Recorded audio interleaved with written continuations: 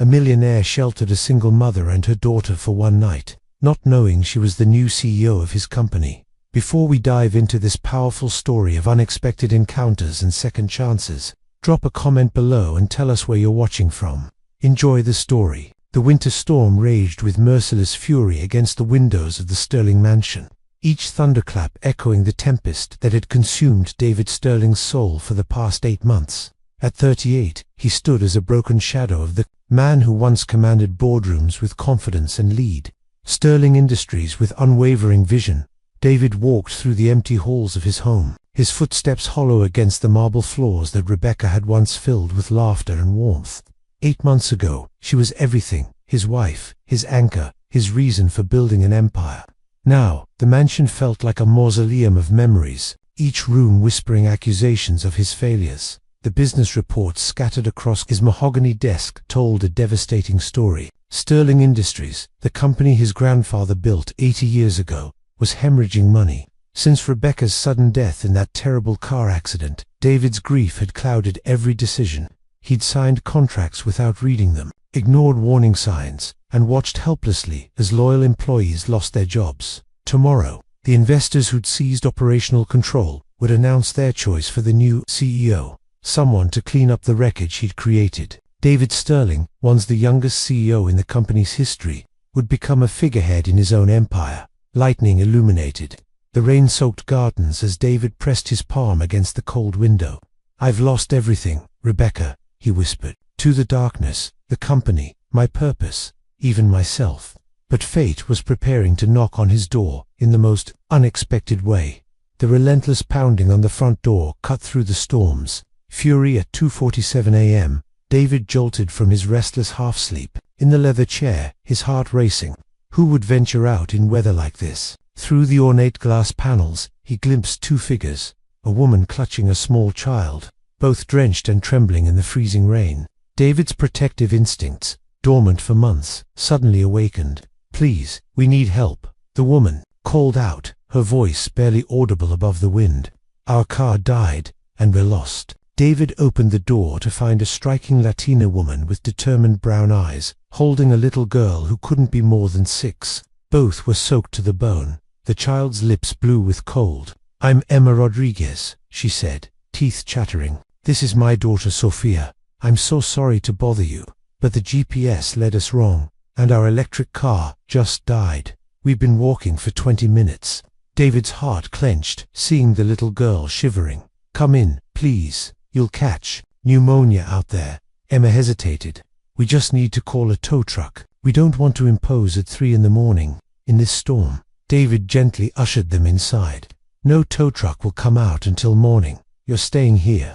As warmth enveloped them in the marble foyer, Sophia looked up at David with curious, dark eyes. "Are you sad, mister?" she asked innocently. "You have sad eyes like mummy sometimes." Emma blushed. "Sophia, don't. It's okay." David knelt to the child's level, surprised by her perceptiveness. "I have been sad, but maybe not as much right now." Emma studied him carefully. Something about this broken man in the expensive house stirred her protective instincts. She'd learned to read people quickly in her line of work, and beneath his obvious pain, she sensed genuine kindness. "What's your name?" Sophia asked. "David, and you're very brave, walking in that storm." As David led them toward the living room, Emma couldn't shake the feeling that this unexpected encounter might change everything.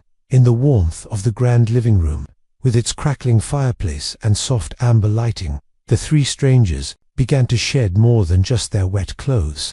David brought towels and his late wife's robe for Emma, while Sophia wrapped herself in a cashmere throw that seemed to swallow her tiny frame.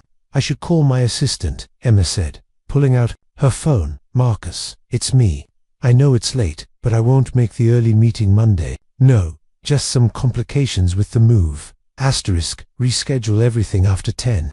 David caught fragments of the conversation, but assumed she worked for some local consulting firm. The way she spoke suggested responsibility, but nothing more. "You're new in town?" David asked, settling into the chair across from them with 3 steaming mugs of hot chocolate. "Brand new," Emma replied carefully. "I start a new position Monday. Big career change." She watched Sophia's eyes light up at the marshmallows floating in her mug. "What kind of work?" David's question was casual, making conversation to fill the awkward silence. Emma hesitated. Business consulting, helping companies through difficult transitions. It wasn't entirely a lie, though it barely scratched the surface of her reputation as one of the country's most ruthless turnaround specialists. Something in David's expression shifted. Transitions can be brutal. I'm dealing with some business challenges myself. Family company that's been struggling since. We couldn't finish the sentence. Emma leaned forward, her professional instincts engaging despite herself. The hardest part isn't the numbers or the strategies. It's when leaders lose sight of why they started fighting in the first place. David stared at her, startled by the insight. How did you? Mummy helps broken places get better, Sophia chimed in, coloring with crayons David had found in a drawer. She says sometimes things have to hurt before they can heal. Emma's cheeks flushed. Sophia, don't know. She's right, David said softly. Sometimes things do have to hurt first. He watched Sophia carefully drawing something on paper. What are you making? A butterfly, Sophia announced proudly, holding up her artwork. Mummy says butterflies are special because they start ugly and sad, but then they become beautiful and fly. Like people can. She tore the paper carefully and handed it to David. For you, because you look like you need to remember how to fly. David's throat tightened as he accepted the simple drawing. For the first time in 8 months, someone had seen past his wealth and status to the broken man underneath, and somehow, this 6-year-old had offered him exactly what his soul needed to hear. Emma watched the exchange with growing amazement. In her world of corporate warfare, genuine moments like this simply didn't exist. As Sophia curled up on the plush sofa, exhausted from their ordeal, David and Emma found themselves drawn into the kind of conversation that only emerges in the quiet. Hours before dawn, the storm outside seemed to create a protective cocoon around their unexpected intimacy. She's remarkable, David said, watching Sophia sleep peacefully. You've raised an incredible little girl. Emma's smile carried both pride and pain. She's had to grow up faster than I wanted. Her father, she paused, choosing her words carefully. He decided we weren't worth staying for when things got complicated. I've been building my career from scratch ever since, trying to give her stability. David nodded, understanding the weight of single parenthood from watching Rebecca's sister struggle. Starting over takes incredible courage. What about you? Emma asked gently. You mentioned business troubles, but there's something deeper, isn't there? David's hands tightened around his mug. My wife died 8 months ago. Car accident on a rainy night, not unlike tonight. His voice broke slightly.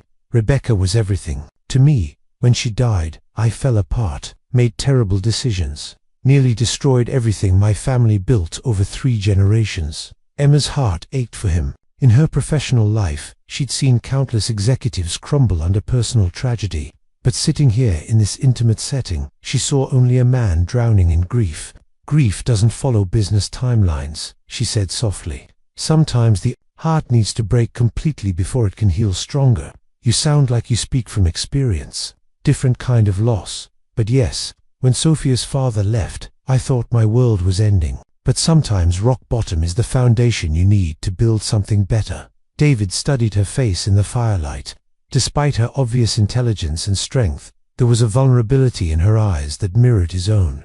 What kind of consulting do you do? Emma chose her words carefully. I help companies that are drowning. Usually they call me when traditional approaches have failed. She didn't mention that they were typically boards of directors who'd lost faith in their current leadership. Sounds like exactly what my company needs, David said with bitter irony. Though I doubt the new management would trust someone they didn't choose themselves. The attraction between them was undeniable now, crackling like the fire that warmed the room. Emma found herself leaning closer, drawn to this broken man who'd shown such kindness to strangers. David felt something stirring in his chest that he'd thought died with Rebecca. David, Emma whispered, whatever's waiting for you Monday, remember tonight. Remember that you're still capable of goodness, still worthy of what? Of hope. Neither dared voice what they both felt, that this chance encounter was awakening something neither expected to feel again. The grey light of dawn filtered through the mansion's tall windows as David stirred in the chair where he'd dozed fitfully. The storm had passed, leaving behind a crystalline morning that seemed to wash the world clean. Emma and Sophia were gone. On the coffee table where Sophia's butterfly drawing had been lay a carefully folded note written in elegant handwriting. David's heart hammered as he unfolded it. "David, thank you for reminding us that kindness still exists in this world. Last night was a gift I'll never forget. Sophia insisted you keep her butterfly. She says it will help you remember how to fly again. I wish circumstances were different, but some meetings are meant to be brief and perfect. Please know that you've touched our lives in ways you'll never understand." Emma, beneath the note lay Sophia's drawing, more precious now than any business contract he'd ever signed. David traced the crayon lines with his finger, remembering the little girl's wise words about transformation. He searched the house frantically for any sign of where they'd gone, but Emma had been careful. No phone number, no address, just first names and the lingering scent of her perfume in the guest bathroom, where she'd freshened up before leaving. David called the few towing companies in the area, hoping to track their disabled car, but no one had received calls that morning. It was as if Emma Rodriguez and her daughter had been angels sent by the storm, disappearing with the dawn. Standing in his empty kitchen, clutching the butterfly drawing, David felt something shift inside his chest. For 8 months, he'd been suffocating in his grief, but last night had cracked something open. Emma's words echoed in his mind. Sometimes rock bottom is the foundation you need to build something better. He walked to his home office and stared at the business reports that had seemed insurmountable yesterday. The problems were still there. Sterling Industries was still hemorrhaging money, still needed saving, but for the first time since Rebecca's death, David felt a flicker of his old fighting spirit. He pinned Sophia's butterfly to the wall beside his desk, a reminder of possibility. Somewhere out there was a woman who'd seen past his failures to the man he could still become. A woman who understood that strength could emerge from brokenness. David didn't know her last name, didn't know how to find her, but Emma Rodriguez had given him something invaluable: hope. Monday would bring new challenges, including meeting the CEO who would essentially replace him. But as he looked at the butterfly drawing, David made a silent promise. Whoever this new executive was, he would work with them, not against them. He would fight for his company the way Emma had quietly encouraged him to fight for himself. The storm had ended, but its most important gift remained. Monday morning arrived with devastating clarity. David sat in his Sterling Industries office, surrounded by reports that painted a picture far worse than he'd imagined. The numbers were brutal, unforgiving, and absolutely damning. His CFO, Margaret Walsh, spread the financial statements across the mahogany conference table like a coroner displaying evidence. "David, we need to face facts. We've lost 60% of our market value in 8 months. The Hartwell contract's cancellation alone cost us $12 million. David stared at the cascade of red ink. Every decision he'd made since Rebecca's death had been wrong. The pharmaceutical division he'd expanded too quickly. The overseas partnerships he'd signed without proper due diligence. The key personnel he'd alienated with his erratic behavior. "How many employees have we lost?" he asked quietly. 437, Margaret replied, her voice heavy. "With more layoffs inevitable if we can't stabilize operations. 400 families, 400 people who'd trusted the Sterling name, now paying the price for his grief-induced incompetence." David felt physically sick. His assistant knocked and entered. "Mr. Sterling, the investors are here for the announcement." David walked into the main conference room where Harrison Beck and the other investors waited with barely concealed impatience. These were the men who'd essentially staged a corporate coup, seizing operational control when the board lost faith in his leadership. "David," Beck began without preamble, "we've made our decision about the new CEO. We've hired someone with an exceptional track record in corporate turnarounds. Emma Rodriguez has successfully restructured 15 companies in the past decade." David's blood froze. Emma Rodriguez, the same name, the same woman who'd shared hot chocolate and profound conversations in his living room just 3 nights ago. "She's known for being tough but fair," Beck continued. "Her methods can be aggressive, but she gets results. She arrived this afternoon to begin immediate assessment and restructuring."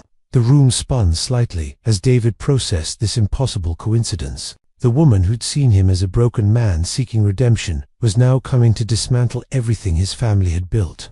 The intimate stranger who'd given him hope was actually the corporate executioner hired to clean up his mess. "Her reputation speaks for itself," another investor added. "She's called the Ice Queen by some, but her success rate is undeniable." 15 companies saved, over 10,000 jobs preserved through strategic restructuring. David managed to nod, his mind reeling. Had Emma known who he was that night? Had their entire encounter been some kind of elaborate preparation for this moment? The thought made him feel manipulated and foolish. "We expect your full cooperation," Beck warned. "Ms. Rodriguez has complete operational authority. Your role will be largely ceremonial until we determine if you're capable of functional leadership again." As the investors filed out, David remained frozen in his chair. The butterfly drawing in his office suddenly felt like mockery. Had Emma's kindness been genuine, or had he been played by one of the most skilled corporate manipulators in the country? In a few hours, he would have his answer. David spent the remaining hours before Emma's arrival in a state of controlled panic. He retreated to his office, desperately trying to reconcile the vulnerable woman from the storm with the corporate legend about to take control of his life's work. He pulled up everything he could find about Emma Rodriguez online. Her professional profile was intimidating. Harvard MBA, 15 successful turnarounds, board positions at 3 Fortune 500 companies. The business journals called her brilliant but ruthless, the surgeon who cuts deep to save the patient. The photographs showed a polished executive in sharp suits, her dark hair pulled back severely, eyes that revealed nothing. This woman bore little resemblance to the exhausted mother who'd accepted his help during the storm. Had that vulnerability been an act? Margaret knocked and entered with a thick folder. "David, these are Ms. Rodriguez's preliminary requests. She wants complete financial records, personnel files, operational reports, and," she hesitated, "she's requested a private office space separate from yours."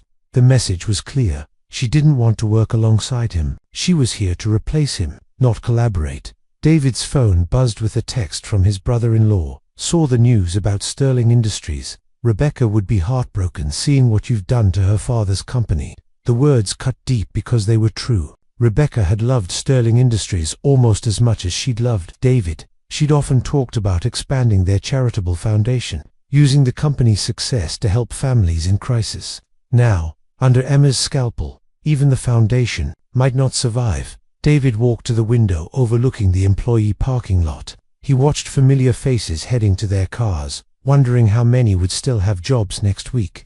These weren't just numbers on a spreadsheet. They were people who'd attended Rebecca's funeral, who'd sent flowers when he'd been too lost to function. He thought about Saturday night, about Emma's words, "Sometimes rock bottom is the foundation. You need to build something better." Had she been preparing him for this moment? Had her kindness been a psychological technique to soften his resistance? But then he remembered Sophia's innocent wisdom about butterflies, her genuine concern for his sadness. Children couldn't fake that kind of empathy. Whatever game Emma might be playing, her daughter's compassion had been real. David straightened his tie and reviewed the files one last time. In 30 minutes, he would face the woman who'd either saved his soul or manipulated it. Either way, he owed it to Sterling Industries employees to fight for their futures, even if it meant battling the woman who'd given him hope. The intercom crackled. "Mr. Sterling, Ms. Rodriguez has arrived." David closed his eyes, touched Sophia's butterfly drawing for luck,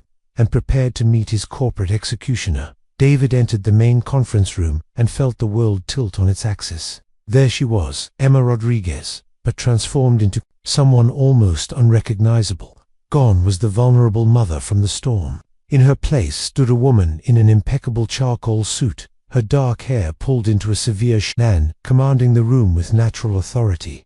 Emma's eyes met his, for a split second, and he caught a flash of surprise before her professional mask slammed back into place. She was briefing the investors with crisp efficiency, her voice carrying none of the warmth he remembered from their midnight conversation. "Sterling Industries is hemorrhaging capital at an unsustainable rate," she was saying, pointing to charts that dissected his failures with surgical precision. "Immediate restructuring is essential. We have perhaps 6 weeks before insolvency becomes irreversible." Harrison Beck gestured toward David. "Ms. Rodriguez, meet David Sterling, the current CEO." Emma turned toward him with practiced composure. "Mr. Sterling." Her handshake was firm, professional, revealing nothing of their shared history. "I look forward to working with you during this transition." David searched her eyes for any hint of the woman who'd accepted his kindness, who'd shared her deepest fears about single motherhood. He found only polished steel. Ms. Rodriguez has an impressive track record, Beck continued. Her last project involved saving Meridian Corp from bankruptcy. She eliminated 40% of the workforce but preserved 60% of the jobs, and returned the company to profitability within 18 months. David listened to the statistics that would soon define his employees' fates. This woman had shared his pain, had offered him hope, had seen him at his most vulnerable. Now she sat across from him like a stranger planning his professional execution. The investors discussed implementation timelines and reporting structures as if David weren't present. Emma participated with cool efficiency, occasionally glancing at him with unreadable eyes. "I'll need complete access to all operations," Emma stated. "Personnel files, financial records, supply chain documentation. I'll begin individual assessments tomorrow." When the formal meeting ended and the investors departed, David and Emma found themselves alone in the conference room. The silence stretched between them like a chasm. "Did you know?" David asked quietly.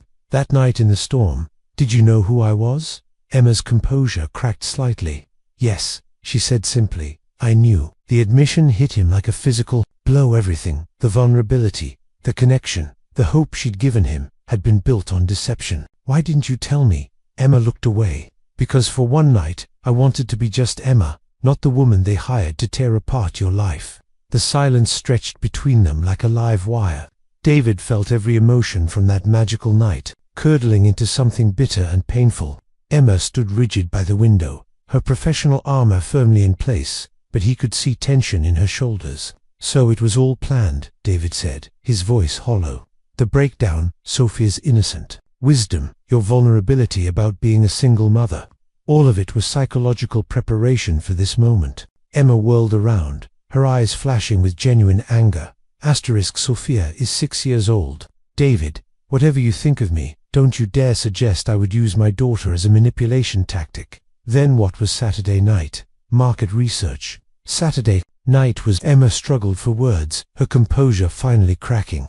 "It was the first time in 5 years that someone looked at me and saw a person instead of a corporate weapon. Do you have any idea what that felt like?" David stared at her, caught off guard by the raw pain in her voice. Emma continued, her professional mask slipping further. "Yes, I researched Sterling Industries for months before accepting this position. Yes, I knew exactly who you were when I knocked on your door, but I didn't plan for the storm.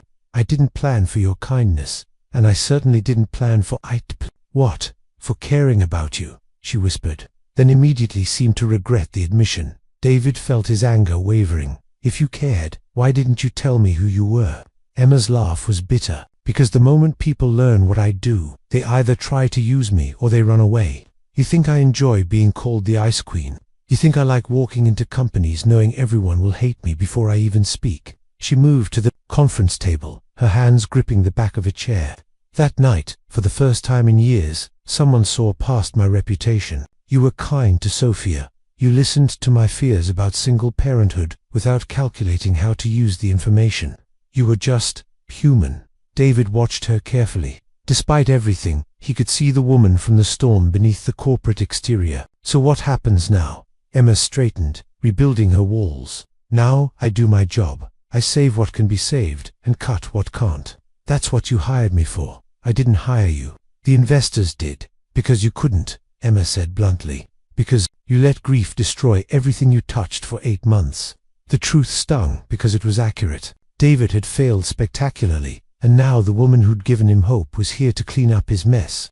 "Will you at least try to minimize the damage to our people?" he asked. Emma's expression softened almost imperceptibly. "That's always the goal, David. Always." Over the following weeks, David watched Emma transform Sterling Industries with ruthless efficiency. She arrived at 6 a.m. and worked past midnight, dissecting every department with surgical precision. Her reputation as the Ice Queen proved well as she implemented changes that would have been unthinkable just months ago. The layoffs began on Wednesday. Emma handled each termination personally, meeting with employees to explain severance packages and provide references. David observed from his increasingly marginalized position, noting how she maintained professional composure even when longtime employees broke down in tears. "She's destroying everything," complained Jim Morrison, the head of manufacturing, who'd worked for Sterling Industries for 23 years. 30% of my crew, gone.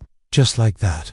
David found himself in the uncomfortable position of defending the woman who'd deceived him. The numbers don't lie, Jim. We were heading for total collapse. But watching Emma work was like observing a master surgeon perform a delicate operation. She eliminated redundancies while preserving core competencies, renegotiated contracts that had been bleeding money, and streamlined operations with mathematical precision.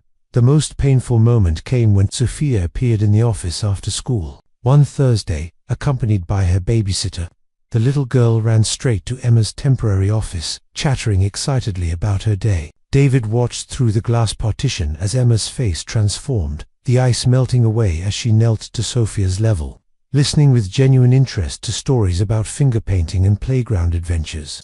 "Mummy, why do people here look sad when they see you?" Sophia asked innocently. Emma's expression flickered with pain. "Sometimes grown-ups have to make hard choices to help other people, sweetheart. It's not fun, but it's necessary. Like when you gave me medicine that tasted yucky but made me feel better. Exactly like that." David realized he was witnessing Emma's private struggle. Behind her professional efficiency lay a woman who understood the human cost of every decision. She wasn't enjoying this process, she was enduring it because someone had to. Later that evening, David found Emma alone in the conference room, surrounded by financial projections. She looked exhausted, her perfect composure finally showing cracks. "Rough day?" he asked quietly. Emma didn't look up from her spreadsheets. "I had to eliminate the entire graphic design department. 5 people who've worked here for over a decade. But you saved 40 jobs in accounting by restructuring their workflow." She finally met his eyes. "Does that mathematics make it easier?" For the first time since learning her identity, David saw past his own hurt to recognize Emma's burden. She wasn't just the executioner, she was also the savior, carrying the weight of both roles alone. The explosion came during the Friday morning staff meeting. David had called it to address growing unrest among the remaining employees. But what began as damage control quickly spiraled into open rebellion. "She's gutting this company," shouted Tom Bradley from Human Resources, his face red with anger. "My department is down to 3 people. We can't function like this."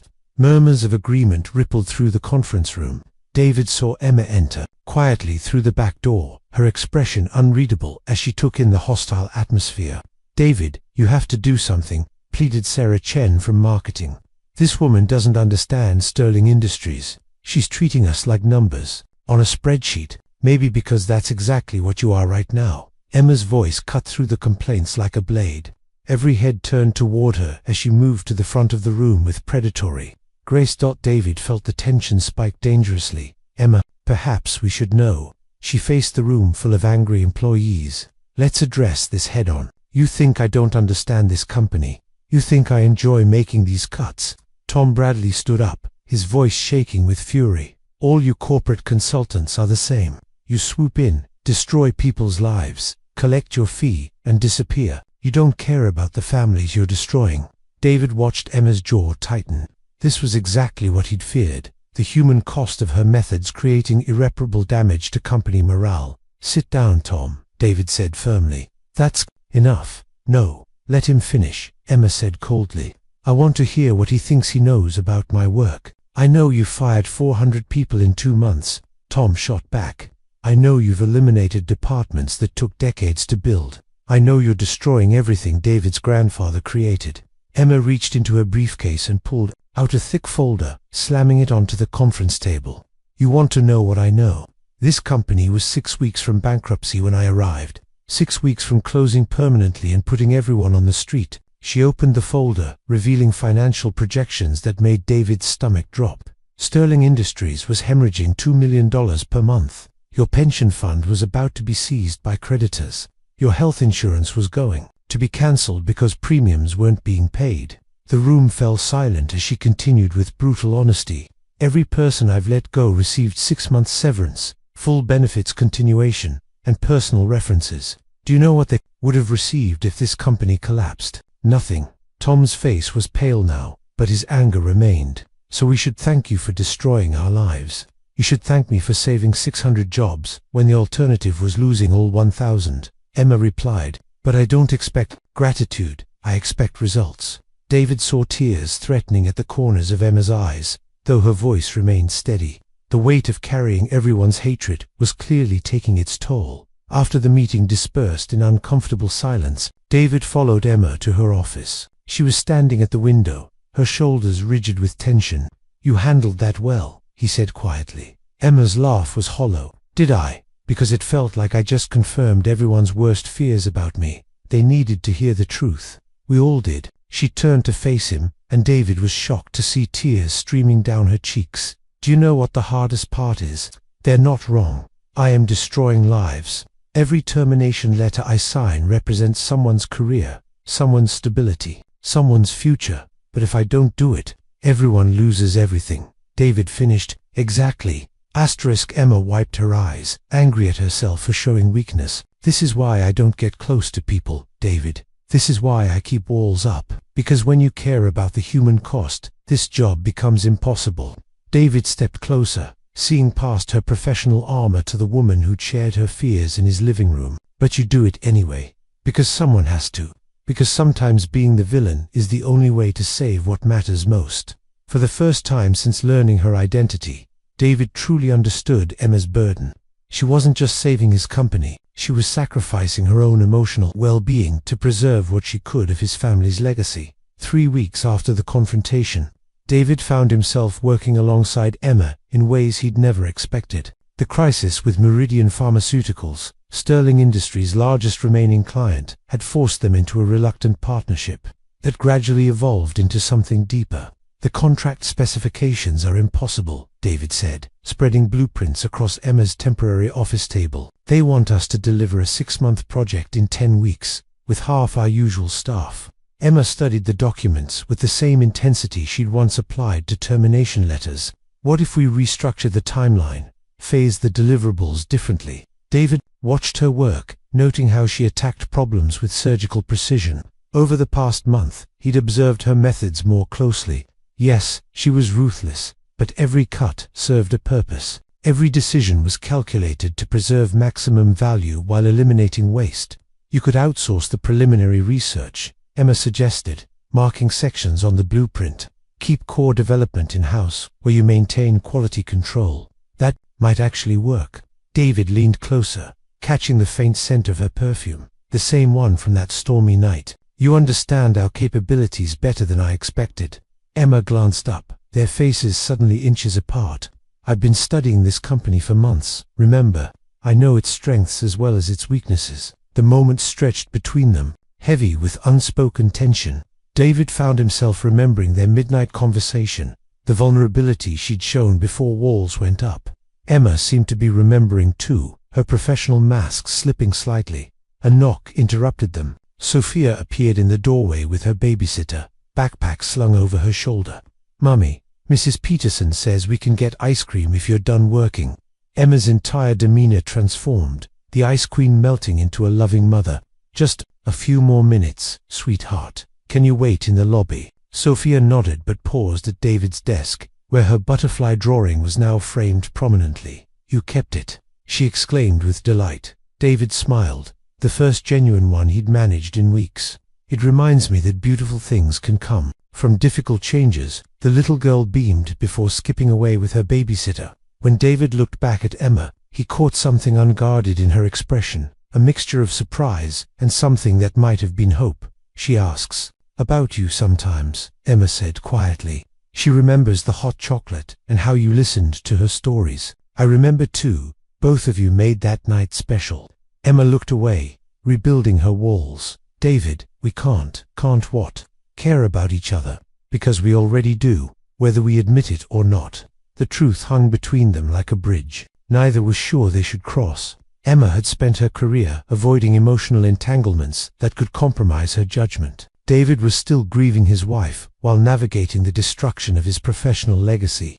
"This is complicated," Emma whispered. "Everything worthwhile is complicated." Emma stood abruptly, moving to the window. "I've seen what happens when personal feelings interfere with business decisions. People get hurt.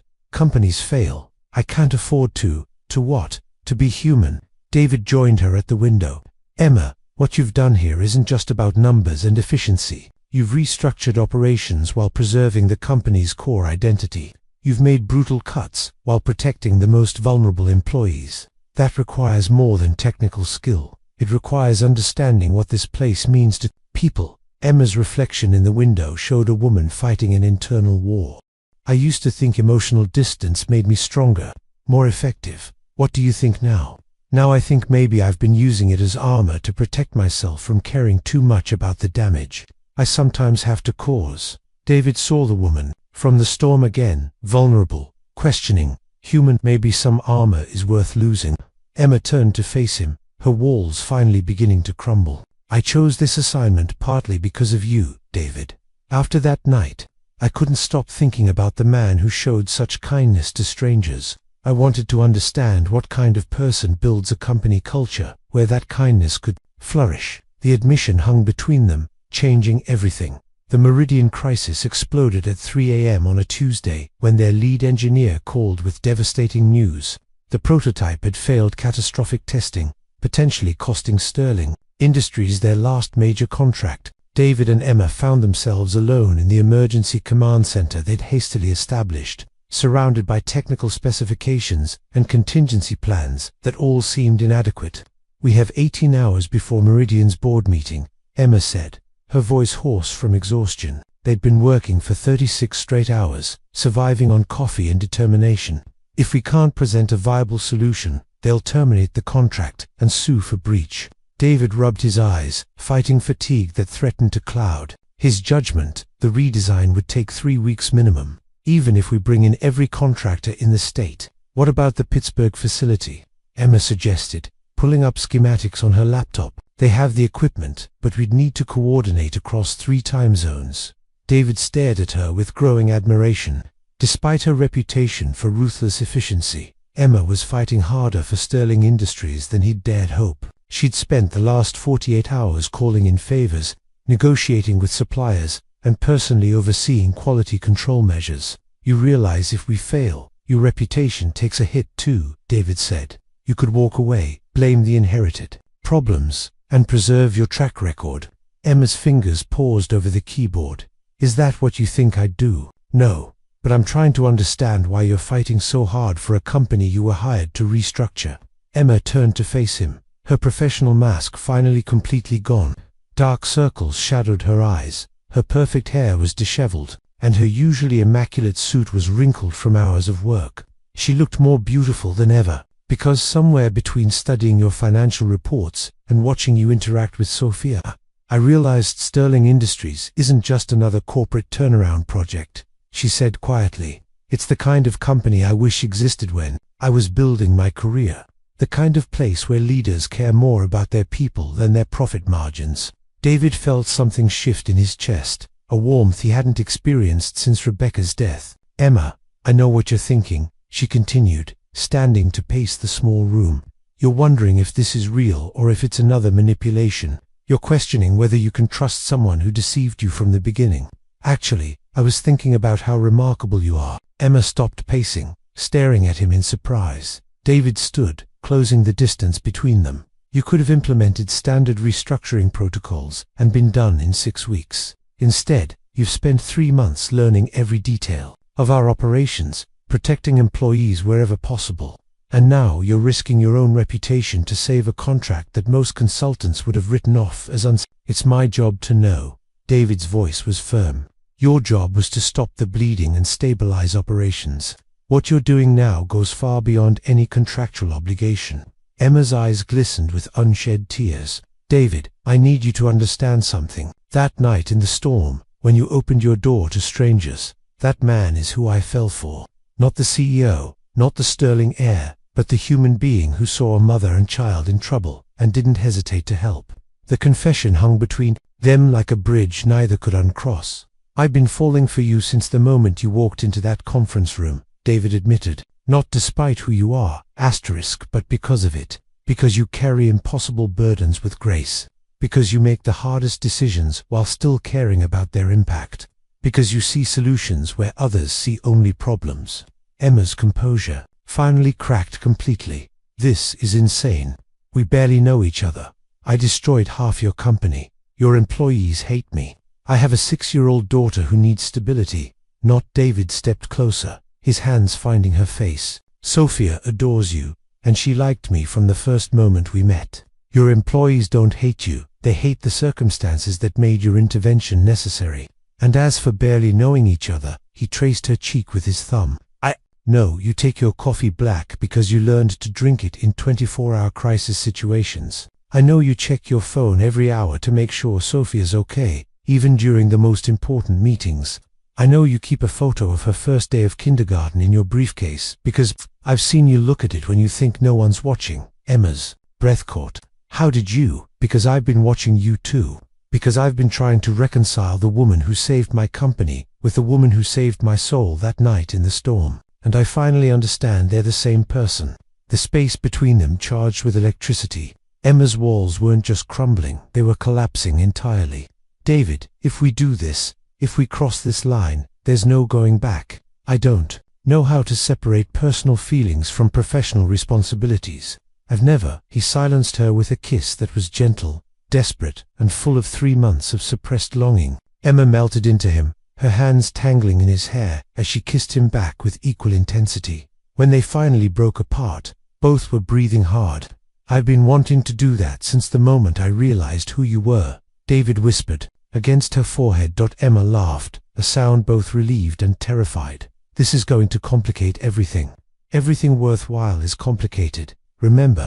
She pulled back to look at him, her eyes bright with tears and something that might have been joy. What happens now? Now we save this company together, and then we figure out what comes next. Emma's phone buzzed with a text from Sophia's babysitter, and reality crashed back over them. Oh God, what time is it? Almost dawn, David said, checking his watch. The Meridian presentation is in 12 hours. Emma straightened her clothes and attempted to fix her hair, trying to rebuild some semblance of professional composure. But when she looked at David, her smile was radiant. Ready to save Sterling Industries? She asked. With you, I'm ready for anything. 6 months after their breakthrough night, Sterling Industries stood transformed. The company that had teetered on the edge of bankruptcy was now being featured on the cover of Business Weekly as America's most innovative corporate turnaround. David stood in his renovated office, reading the article that praised their revolutionary approach to crisis management.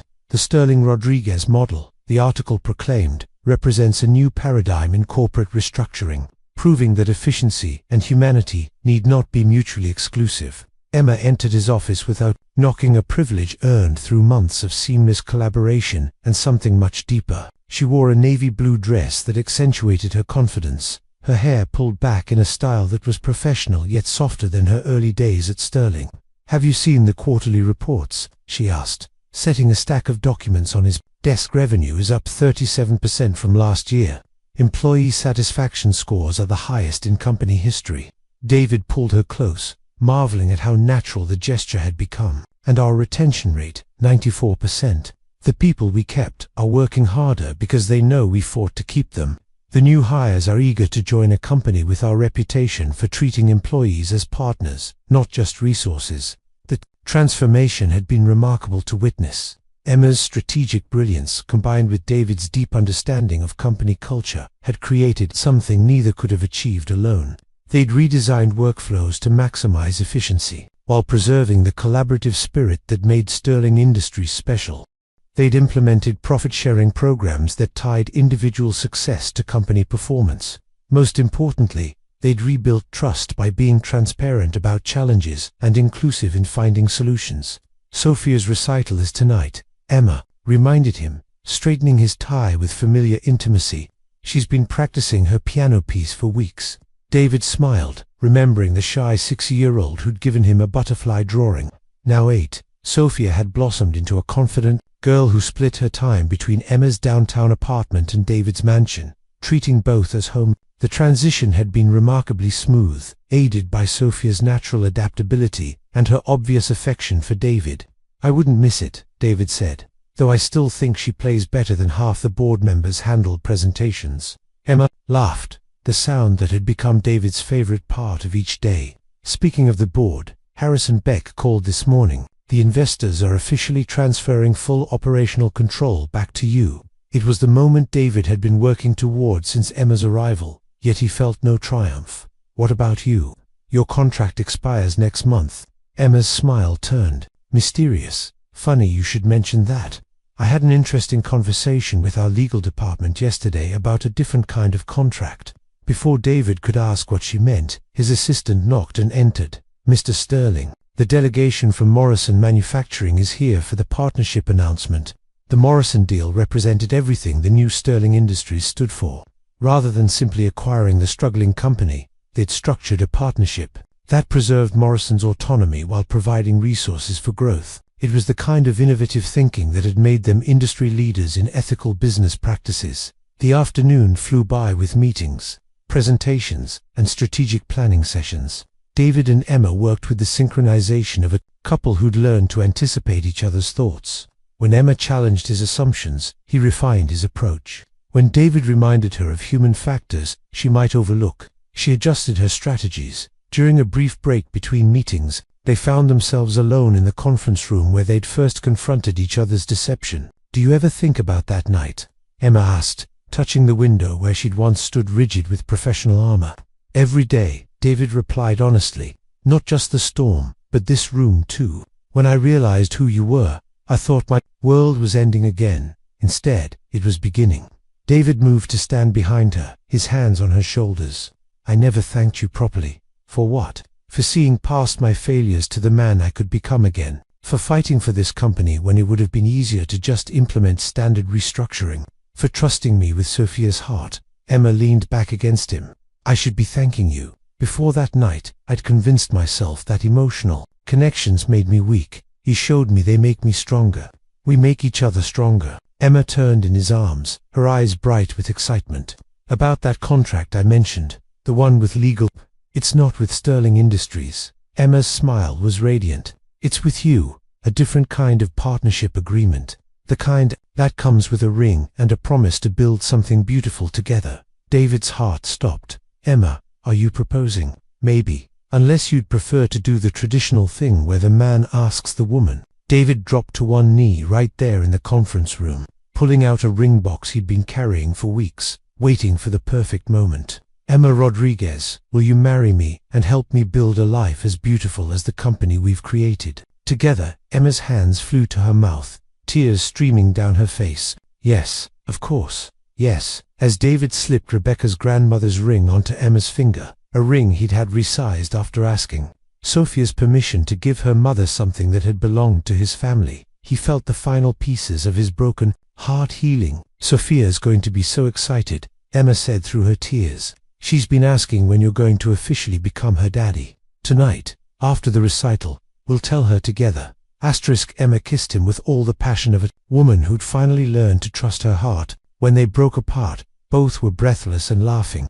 "The employees are going to have a field day with this," Emma said. The Ice Queen melted by the grieving CEO.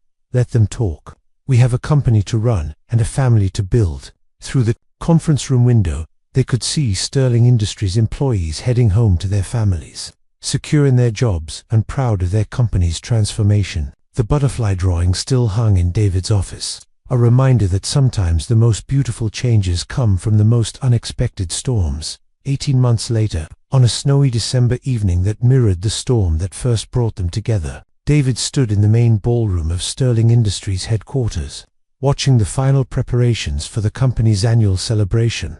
But tonight was different. Tonight was about more than quarterly profits or employee recognition. Emma appeared at his side, radiant in an emerald dress that complemented the engagement ring that had become a wedding band 6 months ago. Sophia, now 9 and bursting with excitement, wore a matching green velvet dress and carried a small basket of rose petals. "Are you nervous?" Emma asked, adjusting David's tie with the familiar gesture that had become second nature. "Terrified," David admitted with a smile, but the good kind of terrified. The ballroom was decorated with thousands of tiny lights that cast a warm glow over the assembled crowd. Sterling Industries employees mingled with their families, board members, and industry partners who'd come to celebrate not just the company's remarkable recovery, but its evolution into something unprecedented in corporate America. Margaret Walsh approached with the latest financial reports. "David, Emma, the final numbers are in."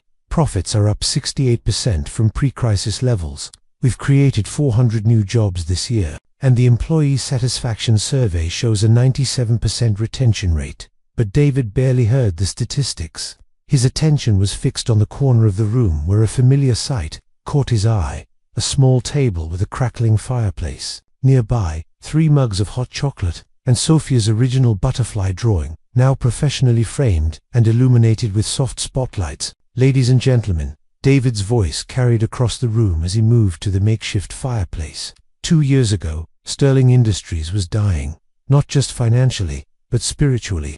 We'd lost sight of what made this company special: the belief that business success and human compassion could coexist. The room fell silent as employees gathered around. David saw faces he recognized: people who'd survived the restructuring, new hires who'd joined because of Sterling's reputation for ethical practices, and veterans who'd helped rebuild what they'd almost lost. That all changed on a stormy night when 2 strangers knocked on my door. A brilliant consultant and her wise daughter taught me that sometimes we have to lose everything to discover what truly matters. Emma's eyes glistened as she watched her husband recount their story. Sophia beamed beside her, understanding that she'd played a crucial role in bringing her family together. "Emma Rodriguez didn't just save Sterling Industries," David continued. "She revolutionized our understanding of what corporate leadership could be. She proved that you can make difficult decisions with compassion, that you can prioritize efficiency without sacrificing humanity." The audience applauded as Emma stepped forward, clearly moved by David's words. "But tonight isn't just about business success," David said, his voice growing thick with emotion. "It's about the family we've built together, not just Emma, Sophia, and me, but everyone in this room who chose to fight for something better." He gestured to the butterfly drawing. "A very wise little girl once told me that butterflies are special because they start out as something small and ordinary, but transform into something beautiful and free. That's what we've all done here." Sophia stepped forward with her basket of rose petals, scattering them around the recreated scene from their first meeting. "Daddy David says every ending is really a beginning," she announced with 9-year-old confidence. "And every storm brings something good if you're brave enough to open the door." David knelt beside Sophia, then looked up at Emma. "You opened the door to my heart when I thought it was permanently closed. You showed me that love doesn't replace love, it multiplies it. Rebecca would have adored you both." Emma joined them by the fireplace, completing the circle that had begun 2 years ago. "You taught me that strength isn't about building walls to protect yourself from pain.